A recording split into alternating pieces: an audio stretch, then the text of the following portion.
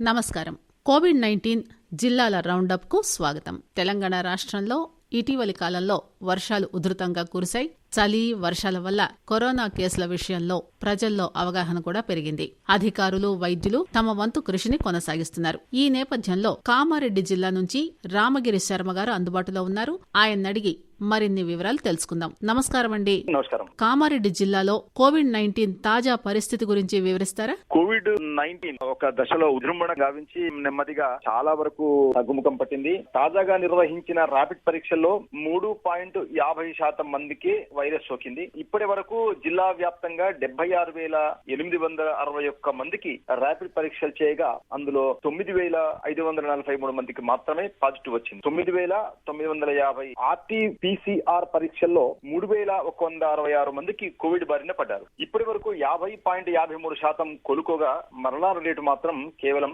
0.64% నమోదైంది. మరి జిల్లాలో ప్రభుత్వ ఆసుపత్రుల్లో కోవిడ్ పై ఎటువంటి నివారణ చర్యలు తీసుకుంటున్నారు? ఎటువంటి సేవలు అందిస్తున్నారు? రాష్ట్ర ప్రభుత్వ సూచనల మేరకు జిల్లా యంత్రాంగంతో పాటు జిల్లా వైద్య ఆరోగ్య శాఖ అధికారులు పకడ్బందీ చర్యలు చేపట్టి ముందుకెళ్తున్నారు. ఏఎన్ఎం ఆశా వర్కర్ దగ్గర నుంచి మొదలు పెడితే జిల్లా వైద్య ఆరోగ్య శాఖ అధికారి వరకు జిల్లాలోని ప్రతి ప్రాథమిక ఆరోగ్య కేంద్రంలో కూడా వాళ్ళ వ్యాధి తీవ్రతను బట్టి తగ్గుముఖం పడుతుందా మందులు ఇస్తే, లేదనుకుంటే ఇంకేదైనా కొద్దిగా వ్యాధి ఎక్కువ ఉంటే జిల్లా ప్రభుత్వ ఆసుపత్రికి కానీ, ఒకవేళ ఇంకా చాలా తీవ్రంగా ఉంటే వాళ్ళను హైదరాబాద్ కూడా పంపించడం జరుగుతుంది. డాక్టర్లు గానీ, వైద్య అధికారులు గానీ, జిల్లా కలెక్టర్ గారు గానీ అందరూ కూడా చాలా అప్రమత్తంగా ఉండి ప్రజలకు చాలా మెరుగైన సేవలు అందించడంలో చాలా సఫలీకృతమవుతున్నారని చెప్పుకోవచ్చు మేడం. వైద్యులు, అధికారులు వారు తీసుకుంటున్న చర్యలు అవి బానే ఉన్నాయి. ప్రజల్లో కోవిడ్ పట్ల అవగాహన పెరిగిందా? ప్రచార మాధ్యమాల ద్వారా విస్తృత ప్రచారం గావించడము, ఇప్పటికి కూడా జిల్లా వైద్య ఆరోగ్య శాఖ అధికారి డాక్టర్ చంద్రశేఖర్ గారి సూచనల మేరకు మాస్ మీడియా అధికారులు పట్టణంలో గానీ, చుట్టుపక్కల విలేజ్లలో గానీ వాళ్ళు మైక్ తో సహా కొంతమంది స్టాఫ్ వెళ్లి మీరు మాస్కులు ధరించాలి, తప్పకుండా భౌతిక దూరం పాటించాలి, ఎప్పుడు కూడా హ్యాండ్ వాష్ చేసుకోవాలి అనే ప్రచారాలతో ముందుకెళ్తూ ప్రజల్లో చాలా వరకు అవగాహన కల్పించడం వల్ల 99% మంది ప్రజలు వాళ్ళకి అవగాహన ఏర్పడింది. వాళ్ళు కూడా బయటకెళ్లినా కూడా చాలా దూరం ఉండడము, ప్రభుత్వ అధికారులు చెప్పినటువంటి పద్ధతులను పాటించడం వల్ల కూడా వ్యాధి తీవ్రత తగ్గిందని మనం చెప్పుకోవచ్చు మేడం. వరి బాగా పండింది ఈసారి. మరి ధాన్యం కొనుగోలు కేంద్రాల ఏర్పాటు వాటి గురించి చెప్పండి. ఈసారి అధిక వర్షాలు పడడం వల్ల కూడా రైతాంగం చాలా ఆనందంగా ఉన్నారు. రాష్ట్ర ముఖ్యమంత్రి చంద్రశేఖరరావు గారు చెప్పిన ప్రకారంగా జిల్లా యంత్రాంగము, పౌర సరఫరాల శాఖ, జిల్లాలోని ప్రాథమిక వ్యవసాయ సహకార సంఘాల స్టాఫ్ అంతా కూడా ప్రస్తుతం ధాన్యం కొనుగోలు పైనే బాగా దృష్టి సారించారు. విరివిగా ధాన్యం కొనుగోలు కేంద్రాలను కూడా ఏర్పాటు చేశారు. జిల్లా కలెక్టర్ గారు సూచనల మేరకు జిల్లా వ్యాప్తంగా ఉండబడేటువంటి మండలాల్లో గానీ, గ్రామాలలో గానీ ఎక్కడ అవకాశం ఉంటే అక్కడ కొనుగోలు కేంద్రాలు ఏర్పాటు చేశారు. అక్కడికే రాష్ట్ర ప్రభుత్వ సూచనల మేరకు తీసుకోవడం జరుగుతుంది.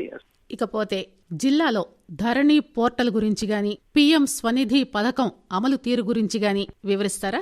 రాష్ట్ర ప్రభుత్వం సంస్కరణలో భాగంగానే ఈ ధరణి పోర్టల్ ఏర్పాటు చేయడం జరిగింది. ఎందుకంటే రెవెన్యూలో ఎంతమంది ఎన్ని రకాలుగా ఇబ్బంది పడినారో వ్యవస్థ వల్ల కొంతమంది ఆత్మహత్యలు కూడా రైతులు చేసుకున్న సంఘటన కూడా మనం విరివిగా చూశాము. ఈ రైతుల బాధలు గాని, ప్రజల బాధలు గాని నివారించడానికి ఏదైతే రాష్ట్ర ప్రభుత్వం ఈ ధరణి పోర్టల్ ద్వారా వ్యవసాయ రంగానికి చెందినటువంటి వ్యవసాయ ఆస్తులన్నీ కూడా పోర్టల్లో నిక్షిప్తం చేయడము, భవిష్యత్తులో కూడా ఎలాంటి ఇబ్బందులు లేకుండా సబ్ రిజిస్ట్రార్ కు ఉండే పవర్స్ అన్ని కూడా తహసీల్దార్ గారికి ఆపాదింపజేయడం వల్ల రెవెన్యూకి సంబంధించిన భూములన్నీ కూడా రిజిస్ట్రేషన్స్ అవ్వడం, తర్వాత వెంటనే వాళ్ళకు పాస్బుక్ లలో సమాచారాన్ని కూడా నిక్షిప్తం చేయడం జరుగుతుంది. ఈ మధ్యన ప్రారంభమైనటువంటి ఈ ప్రక్రియ విరివిగా ఇంకా ముందుకెళ్తా ఉంది. అలాగే కోవిడ్ వల్ల చాలా మంది వ్యాపారులు నష్టపోయారు. వీధి వ్యాపారులు అయితే చాలా ఇబ్బంది పడ్డారు అనే ఉద్దేశంతో కామారెడ్డి జిల్లాలో పీఎం స్వనిధి యోజన కింద ఎంతమంది ఉన్నారు వీధి వ్యాపారులు అనేటువంటిది గణన చేసి నిజమైనటువంటి అర్హులు ఎవరైతే ఉన్నారో వాళ్ళందరికీ కూడా 10,000 రూపాయల వల్ల లబ్ధి పొందుతున్నారనేటువంటిది మనం చెప్పుకోవచ్చు. అదండి, కామారెడ్డి జిల్లా నుంచి రామగిరి శర్మ గారు జిల్లాలో కోవిడ్ కేసులు, నియంత్రణ చర్యలు, భారీ వర్షాలు, ధాన్యం కొనుగోలు కేంద్రాలు, ప్రభుత్వ సంక్షేమ పథకాల గురించి చెప్తే విన్నాం కదా. ధన్యవాదాలండి రామగిరి శర్మ గారు. Thank you madam. మరో రోజు మరో జిల్లా గురించి తెలుసుకుందాం. అంతవరకు సెలవు. నమస్కారం.